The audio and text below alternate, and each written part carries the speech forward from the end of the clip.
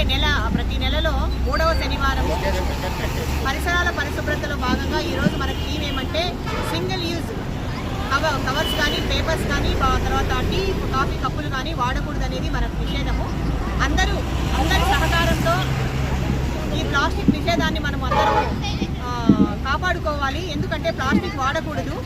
అందరి ఆరోగ్యాలు బాగుండాలంటే మనం అందరము ఇప్పుడు మేము ఒక్కటే కాదు, ప్రజల సహాయ సహకారాలు ఉండాలి. ప్రజల్లో ఇది వాడకూడదనే తపన ఉండాలి.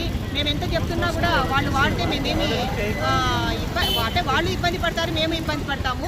కాబట్టి అందరము ఆరోగ్యంగా ఉంటేనే ఏ పనైనా చేసుకోగలము. అందరము ఆరోగ్యంగా ఉండాలంటే పరిసరాలను ముందుగా పరిశుభ్రంగా ఉంచుకోవాలి.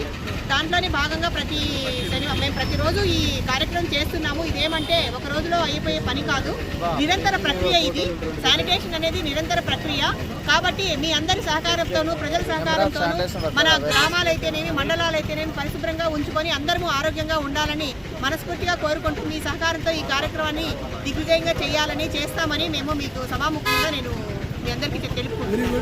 Thank you.